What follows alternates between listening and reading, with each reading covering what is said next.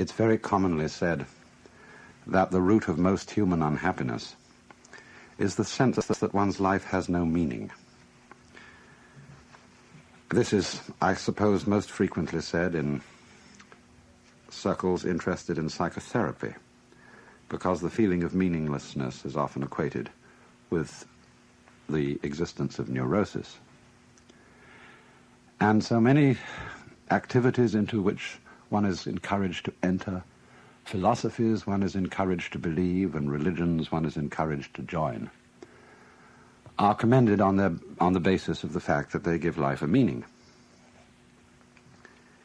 And I think it's very fascinating to think out what this idea itself means, or what it is intended when it's said that life has to have a purpose. I remember so well as a child listening to sermons in church in which the preacher would constantly refer to God's purpose for you and for me, and I could never make out what it was, because when questioned about this, the reverend gentleman seemed to be evasive. What is the purpose of God for the world? We used to sing a hymn, too. God is working his purpose out as year succeeds to year. And the nearest clue one got to it was in the sort of refrain of the hymn. Nearer and nearer draws the time that shall surely be, when the earth shall be filled with the glory of God as the waters cover the sea. And, of course, that raises the question, what is the glory of God? Well, now, it's pretty obvious, I think, that when we talk about life having or not having a meaning, we're not using quite the ordinary sense of the word meaning as the attribute of a sign. We're not saying, are we, that we expect this natural universe to behave as if it were a collection of words, signifying something other than themselves. It isn't a point of view which would reduce our lives and the world merely to the status of signs. And it's obviously in some different sense than that that Goethe wrote his famous lines at the end of Faust, Alles Vergängliche ist nur ein Gleichnis. Forgive my pronunciation of German. All that is mortal, or all that is perishable, is but a symbol. And so, a symbol of what? What do we want to feel? What would satisfy us as being the meaning behind this world? It's so often, you know, that we don't follow our ideas and our desires through.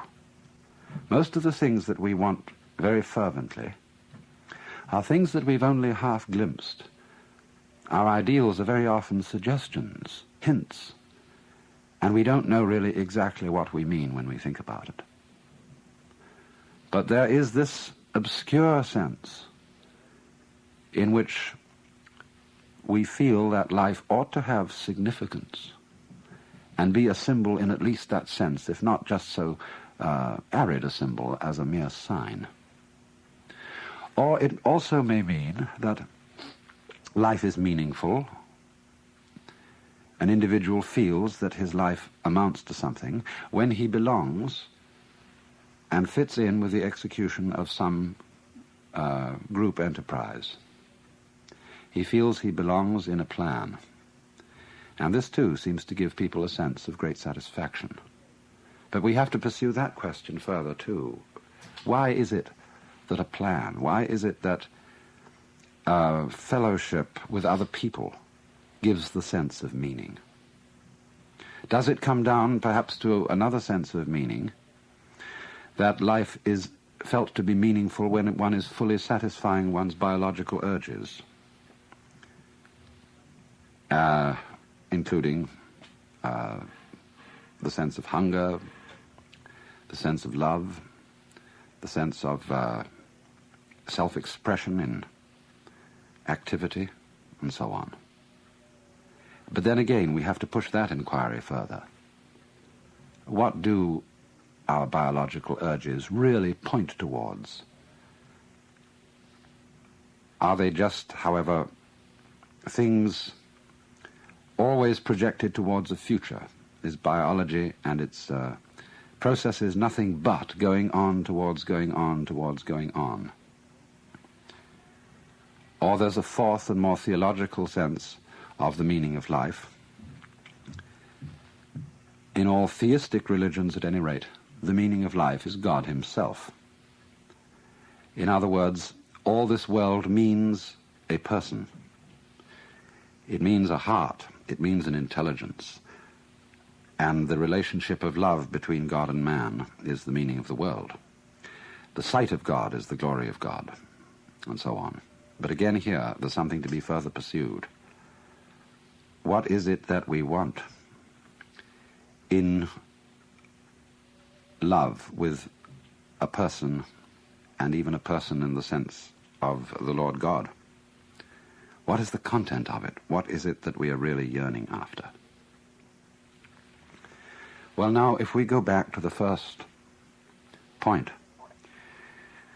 taking Goethe's words that all that is transitory is but a symbol, and that we want to feel that all things have significance. It does seem to me that there's a sense in which we often use the word significance, where the word seems to be chosen quite naturally, and yet at the same time it's not quite the right word. We say, for example, often of music, that we feel it to be significant, when just at the same time we don't mean that it expresses some particular kind of concretely realizable emotion, and certainly it's not imitating the noises of nature. Program music, you know, which simply imitates something else, and it deliberately sets out to express sadness or joy or whatever, is not the kind of thing I mean. So often when one listens to the beautiful arabesque character of the Baroque composers, Bach or Vivaldi, it is felt to be significant, not because it means something other than itself, but because it is so satisfying as it is. And we use then this word significance. So often, in those moments when our impetuous seeking for fulfillment cools down, and we give ourselves a little space to watch things, as if they were worth watching, ordinary things. And in those moments when our inner turmoil has really quietened, we find significance in things that we wouldn't expect to find significant at all. I mean, this is, after all, the art of those photographers who have such genius in turning the camera towards such things as peeling paint on an old door, or mud and sand and stones on a dirt road, and showing us there that if we look at it in a certain way, those things are significant. But we can't say significant of what so much as significant of themselves. Or perhaps significance then is the quality of a state of mind in which we notice that we're overlooking the significance of the world by our constant quest for it later. All this language is, of course, quite naturally vague and imprecise, because I think the wrong word is used. And yet not entirely the wrong word, because, as I said, it comes so naturally to us. It was Clive Bell, the great aesthetician, who wanted to say that all the characteristic of art, especially the characteristic of aesthetic success in painting, was the creation of significant form. Again, a very vague, imprecise expression. But it certainly is an attribute, not only of those moments in which we are tranquil inside, but also of moments of deep spiritual experience, of what would be called moksha, or release in Hinduism, or satori in Zen. That in those moments, the significance of the world seems to be the world, seems to be what is going on now. and we don't look any further. The scheme of things seems to justify itself at every moment of its unfoldment. I pointed out that this was particularly a characteristic of music. It's also a characteristic of dancing. And in the sensation of belonging with one's fellow men, in the carrying out of some significant pattern of life, which I mentioned as a second sense of the world being meaningful, again, the character of this feeling is, again, something that is fulfilled in itself. To dance is not to be going anywhere. When we dance in the ballroom, we don't have a destination, we're just going round the room. And it's in doing this, it's in executing the pattern, in singing the music with other people, that even though this doesn't point to anything outside itself, we again get the sense of meaning. And this is also obviously the case so often in the satisfaction of the biological urges. Does one live to eat or eat to live? I'm not at all sure about this. I'm sure I very often live to eat, because sitting around a table with people, I don't like eating alone, and enjoying food is absolutely delightful. And we're not thinking when we do this, at least certainly I'm not, that we have to eat because it's good for us, and that we've got to throw something down the hatch, as Henry Miller said, and swallow a dozen vitamins, just because our system needs nourishment. I remember quite recently there was an article in the Consumer Reports about bread, and there had been some correspondence and protests saying that the bread one bought, white bread one buys in the stores, is perfectly inedible and lacking in nutrition, and that it was much better to eat peasant-type breads, rough pumpernickel and things of that kind. And the experts replied that our white bread is perfectly full of good nutrients, and there's nothing really the matter with it at all. Well, I felt like saying, it isn't a matter, perhaps, of the bread being deficient in the essential vitamins. Bread isn't medicine, it's food, and one's complaint against it is that it's bad cookery. It tastes of nothing. And we do tend, don't we, to look upon food so often for what it will do for us rather than the delight of eating it. But if the satisfaction of biological urges is to mean anything, surely the point of these urges is not the fatuous one of mere survival, of, we might say, the point of the individual is simply that he contributes to the welfare of the race. And the point of the race is that it reproduces itself, to reproduce itself, to reproduce itself, and keep going. And that isn't really a point at all. That's just fatuous. Surely the race keeps going because going is great, because it's fun. And if it isn't, and never will be, then there's no point, obviously, in going. I mean, looking at it from the most hedonistic standpoint. But then when we come to the question, what is fun? What is the joy of it?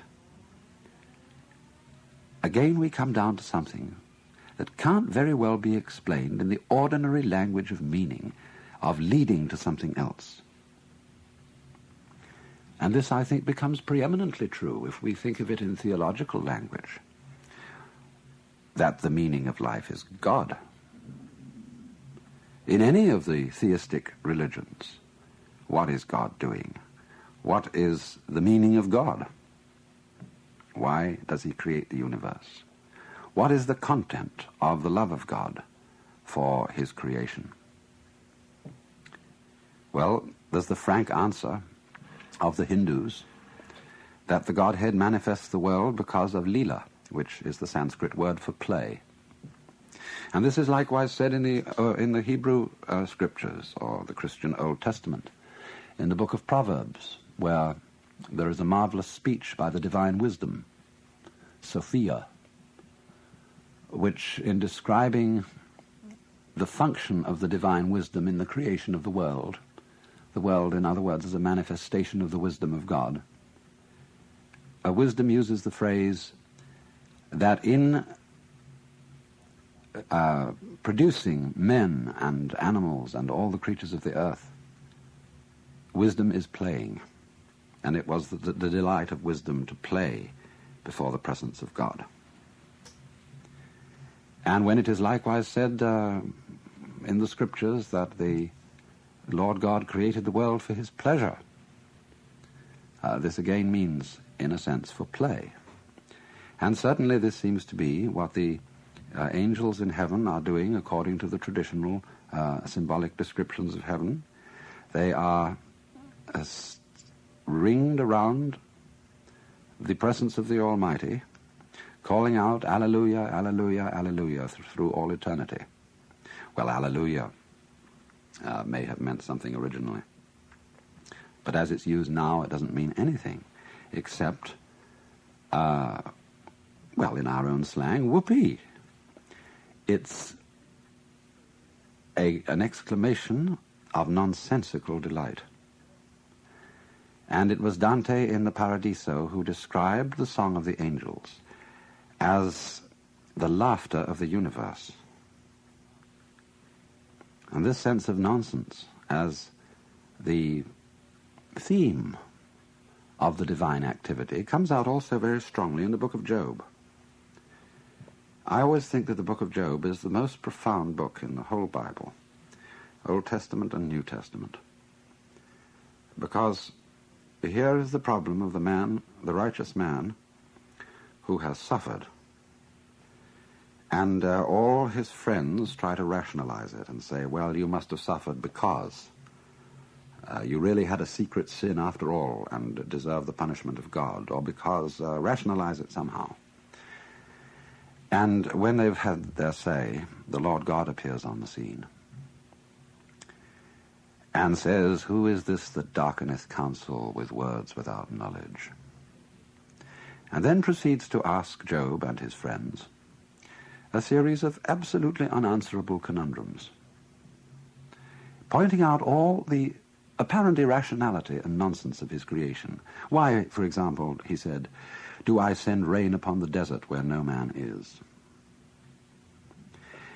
Most commentators on the book of Job end with the remark that, well, this poses the problem of suffering and the problem of evil, but doesn't really answer it. And yet in the end himself, Job seems to be satisfied. He somehow surrenders to the apparent unreasonableness of the Lord God. And this is not, I think, because Job is beaten down and that he's unduly impressed with the royal, monarchical and paternalistic authority of the deity and doesn't dare to answer back. He realizes that somehow these very questions are the answer. I think of all the commentators on the book of Job, the person who came closest to this point was old G.K. Chesterton. He once made the glorious remark that it is one thing to look with amazement at a gorgon or a griffin, a creature who doesn't exist, but quite another thing to look at a hippopotamus, a creature who does exist and looks as if he doesn't. In other words, that all this strange world, with its weird forms, like hippopotami, and when you look at them from a certain point of view, stones and trees and water and clouds and stars, when you look at them from a certain point of view and don't take them for granted, they're as weird as any hippopotamus, or any imagination of fabulous beasts of gorgons and griffins and things like that. They are just plain improbable. And it is in this sense, I think, that they are the Alleluia, as it were, the nonsense song. Why do we love nonsense? Why do we love Lewis Carroll with his "'Twas brillig and the slithy toves did gyre and gimble in the wabe, all mimsy were the borogroves and the momraths outgrabe"? Why is it that all those old English songs are full of fal-de-riddle ido and hey nonny nonny and all those babbling choruses? Why is it that when we get hep with jazz, we just go booty booty boopty boo and so on and enjoy ourselves swinging it? It is this participation in the essential, glorious nonsense that is at the heart of the world, that isn't going anywhere, that is a dance. But it seems that only in moments of unusual insight and illumination that we get the point of this and find that thus the true meaning of life is no meaning, that its purpose is no purpose, and that its sense is nonsense. But still, we want to use about it the word significant. Significant nonsense? Yes, nonsense that is not just chaos, that is not just blathering balderdash, but that has in it rhythm, fascinating complexity, a kind of artistry. It is in this kind of meaninglessness that we get the profoundest meaning.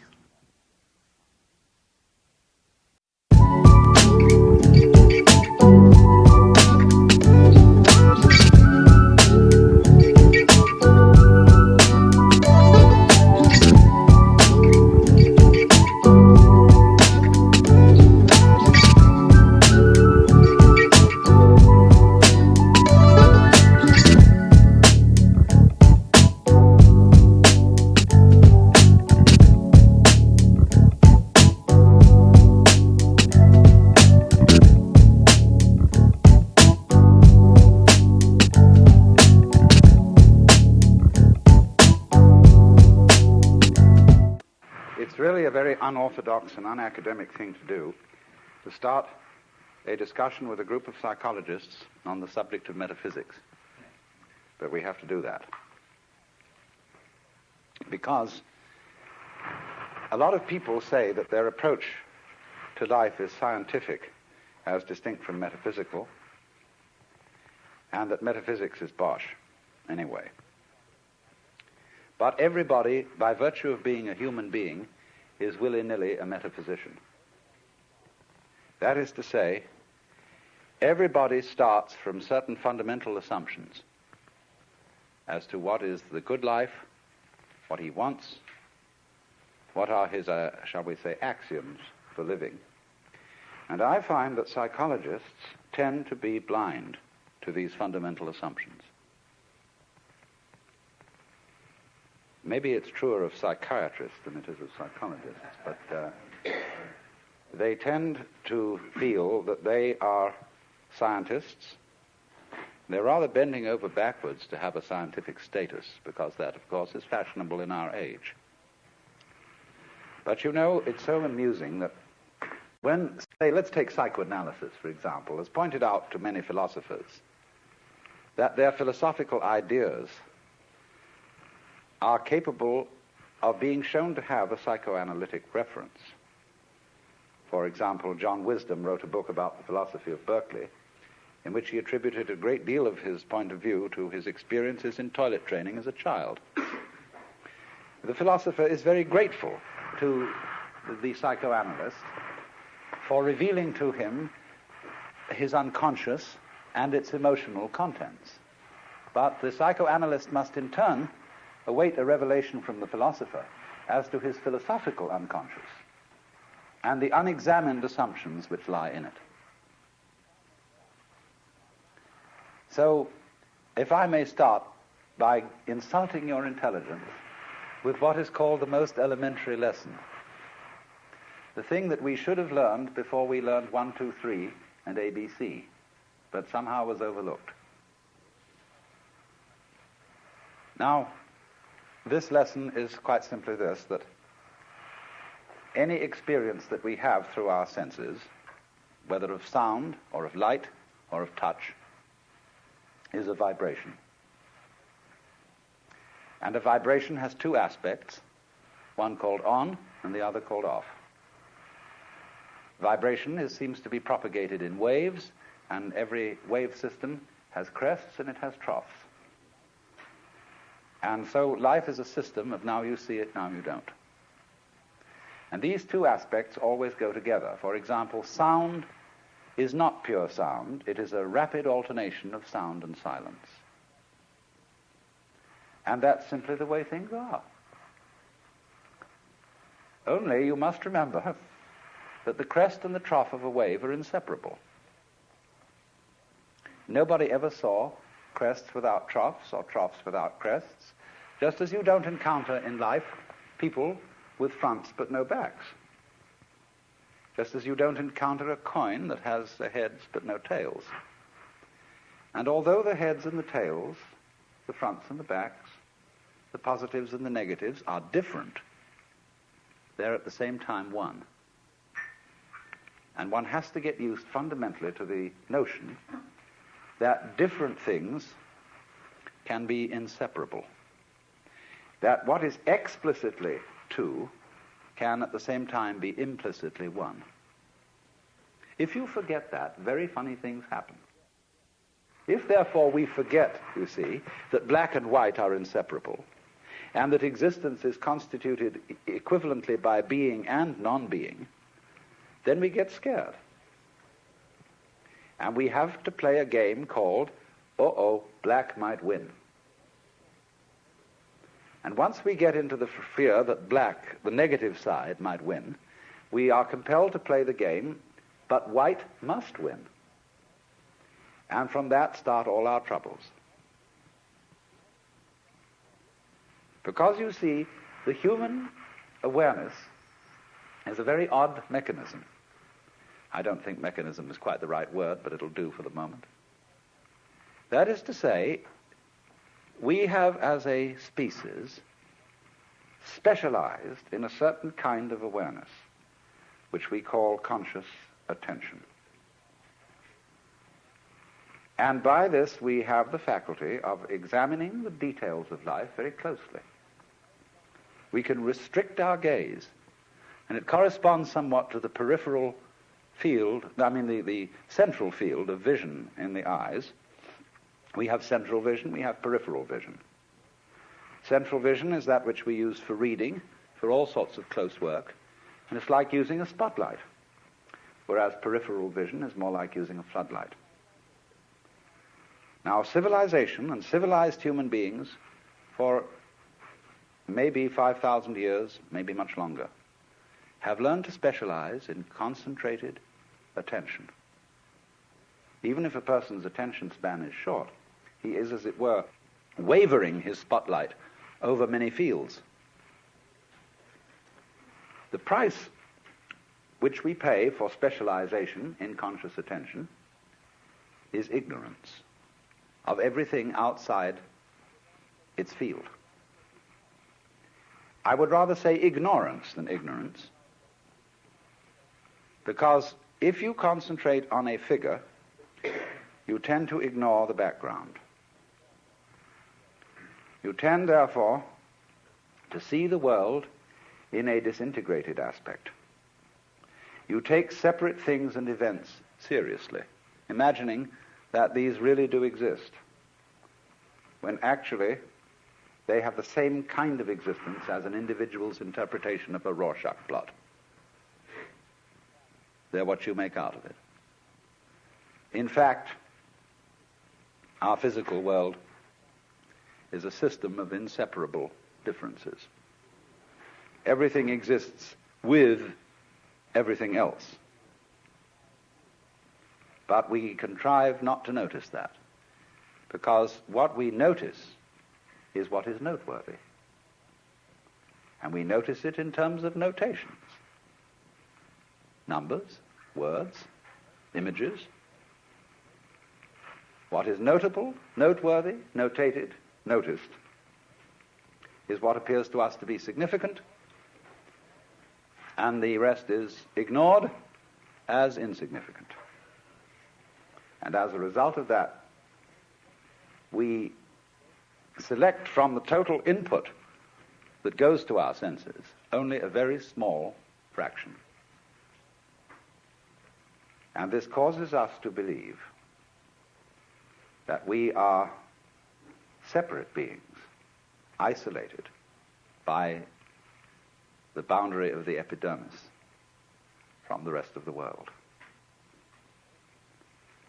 And you see, this is also the mechanism involved in not noticing that black and white go together.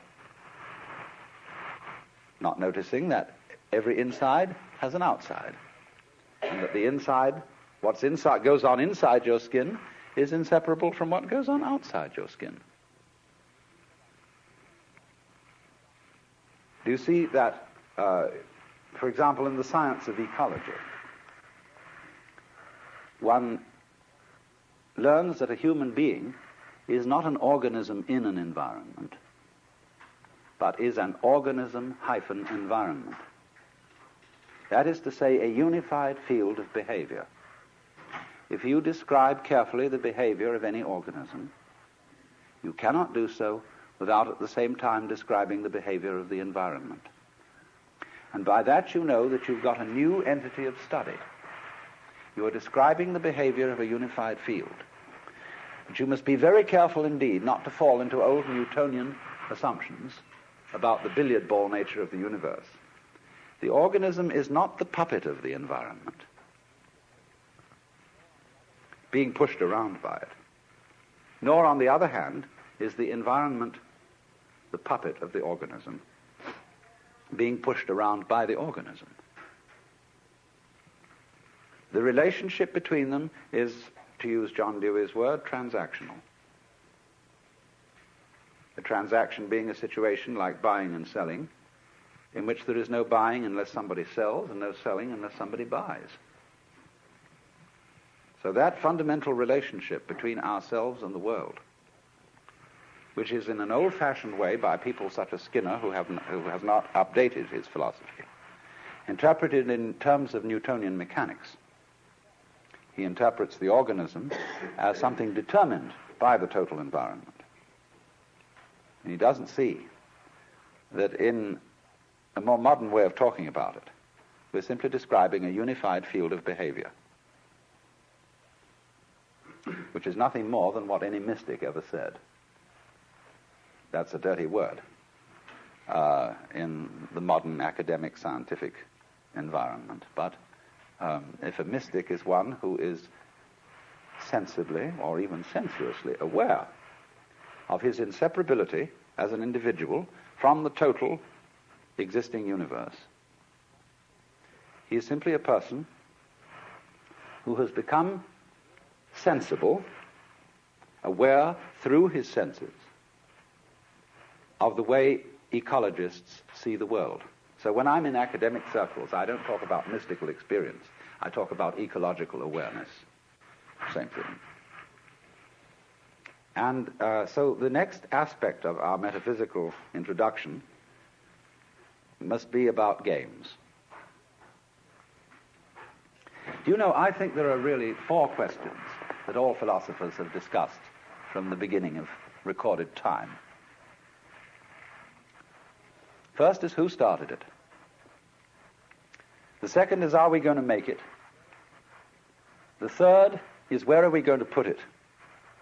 And the fourth is, who's going to clean up? When you think these over, it poses a 5th question. Is it serious? And that's the one I want to discuss. Is existence serious? Like you say to doctor, after he's looked at your X-ray picture, is it serious? What does that mean?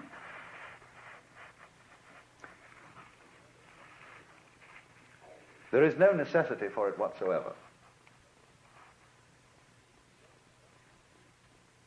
It isn't going anywhere. That is to say, it doesn't have some destination that it ought to arrive at. But it is best understood by analogy with music. Because music as an art form, is essentially playful. We say you play the piano.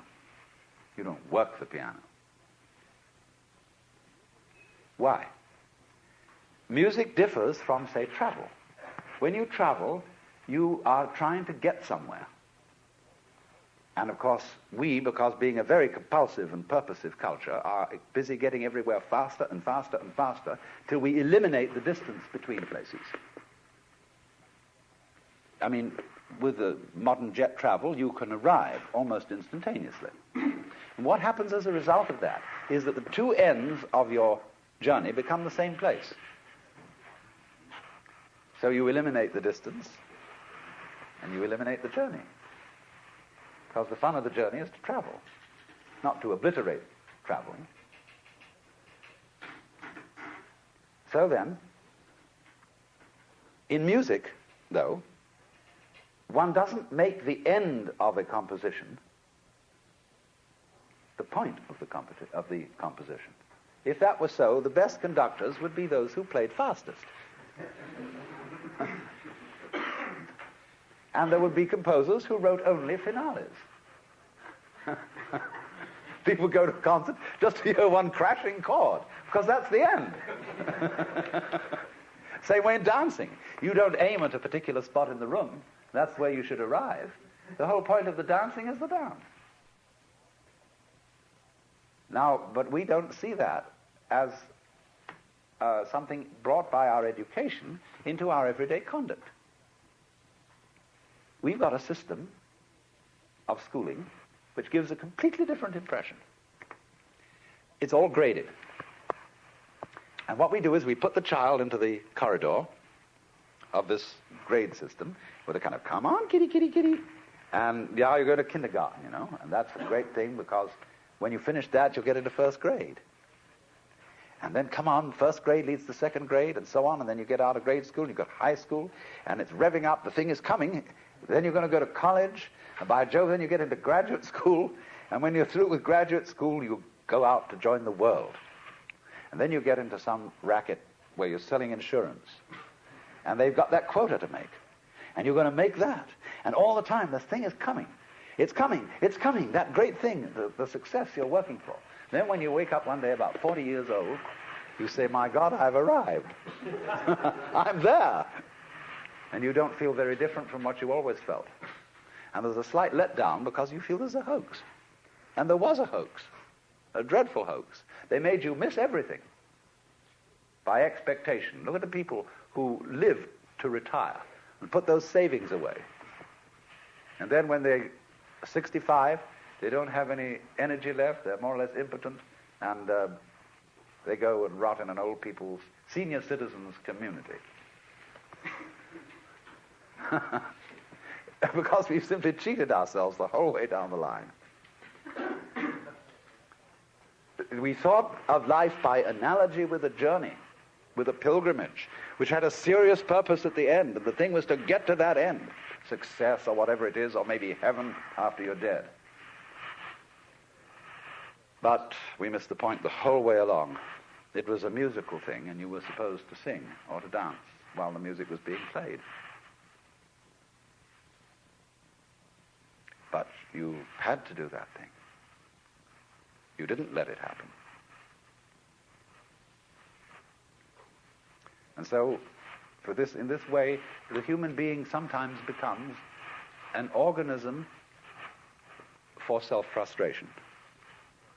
Let's take Korzybski called man a time binder. That means that he's the animal peculiarly aware of the time sequence. And as a result of this is able to do some very remarkable things. He can predict. He studies what's happened in the past, and he says the chances are so-and-so of that happening again. And so he predicts. Well, this is very useful to be able to predict, because that has survival value. But at the same time, it creates anxiety. You pay for this increased survival ability involved in prediction by knowing that in the end you won't succeed. You're all going to fall apart by one way or another. It might happen tomorrow, it might happen 50 years from now. But it all comes apart in the end. And people get worried about that. They get anxious. So what they gained on the roundabout, they lost on the swings.